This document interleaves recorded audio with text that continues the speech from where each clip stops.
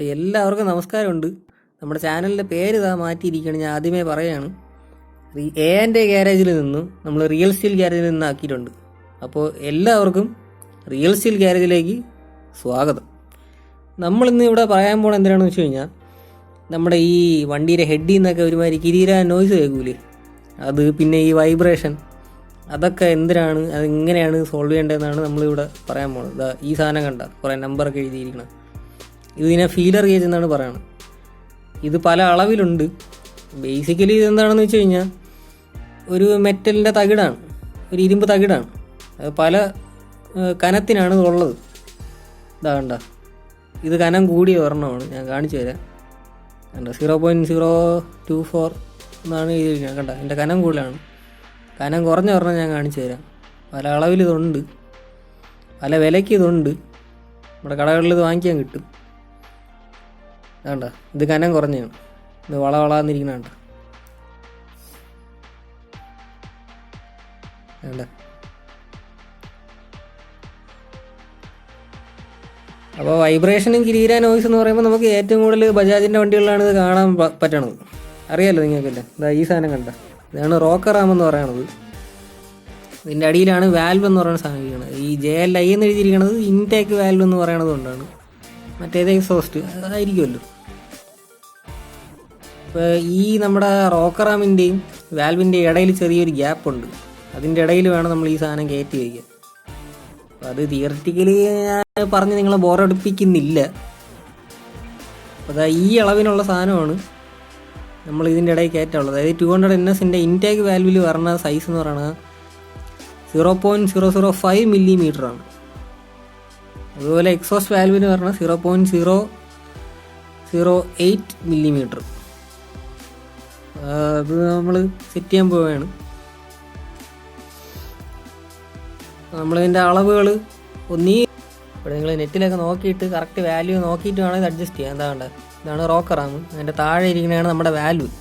ഇതിൻ്റെ ഇടയിലുള്ളതിനാണ് ടാപ്പറ്റ് എന്ന് പറയുന്നത്. ആ ക്ലിയറൻസ് വേണം നമുക്ക് അഡ്ജസ്റ്റ് ചെയ്യാം. അതായത് അതിൻ്റെ ഇടയിലുള്ള ആ ഗ്യാപ്പ് അതാണ്ട, ആ മോന പോലെ കൂർത്തിരിക്കുന്ന സാധനം പിടിച്ച് തിരിക്കുമ്പോഴത്തേക്കും അത് ടൈറ്റാണ്. വേണ്ട, ഇതിപ്പോൾ ഓവർ ടൈറ്റായി. ഇങ്ങനെ ഒരിക്കലും ചെയ്യരുത്. ഇപ്പോൾ ഓവർ ടൈറ്റാണ്. വേണ്ട, അനങ്ങൾ പോലും ഇല്ല. ശകലം ഒന്ന് ലൂസായി കൊടുക്കുക. ഇതിപ്പോൾ ഓവർ ലൂസായി. ഇങ്ങനെയും ചെയ്യല്. കറക്റ്റായിട്ട് വേണം വയ്ക്കാൻ.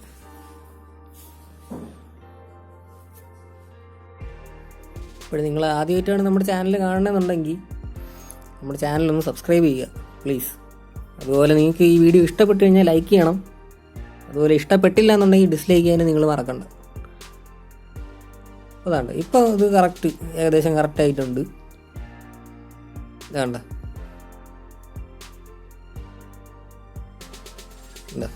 ഇത് വെച്ചാണ് നമ്മൾ അഡ്ജസ്റ്റ് ചെയ്യണം.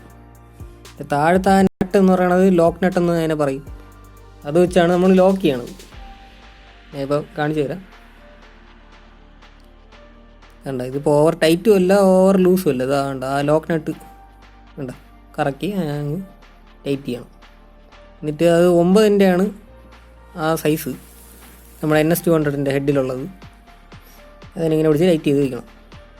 ഓവർ ടൈറ്റ് ചെയ്യല്, അത് ഒടിഞ്ഞു പോകും. ഓവർ ലൂസാക്കി വെക്കുകയും ചെയ്യല്, വണ്ടി ഓടിക്കൊണ്ടിരിക്കുമ്പോൾ അതെല്ലാം കൂടെ ഊരിത്തെറിയും. വേണ്ട, ഇതിൻ്റെ അഡ്ജസ്റ്റ്മെൻറ്റ് ഇപ്പോൾ കറക്റ്റാണ്. ഫ്രീ ആയിട്ട് മൂവ് ചെയ്യുന്നുണ്ട്, പക്ഷേ ഒരുപാട് ലൂസും അല്ല. ഇങ്ങനെയാണ് ഇത് അഡ്ജസ്റ്റ് ചെയ്യുക. അപ്പോൾ നമ്മുടെ ഇൻടേക്കിൻ്റെത് റെഡി ആയിട്ടുണ്ട്. ഇനി നമുക്ക് എക്സോസ്റ്റിൻ്റെ ചെയ്യാം.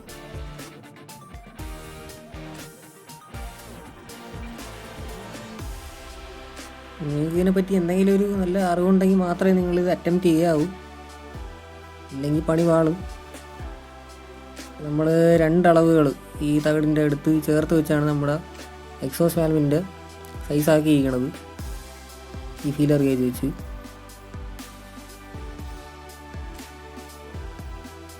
അതിൻ്റെ ഇടയിലോട്ട് കയറ്റണം.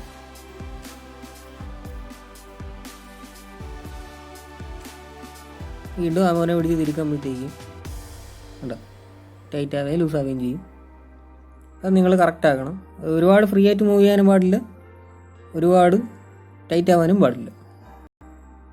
ആ രീതിയിൽ നമ്മളതിനെ അഡ്ജസ്റ്റ് ചെയ്ത് വെച്ചതിന് ശേഷം എന്തോ ആ നട്ടിനെ പിടിച്ച് തിരികെ കറക്കി ഈ സ്പാനർ വെച്ച് അതിനെ ലോക്ക് ചെയ്യണം.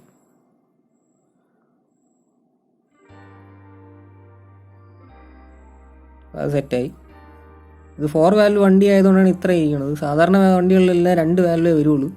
അപ്പോൾ ഇൻടേക്കിൻ്റെ റോക്കറാമിൻ്റെ അവിടെ ഒരെണ്ണവും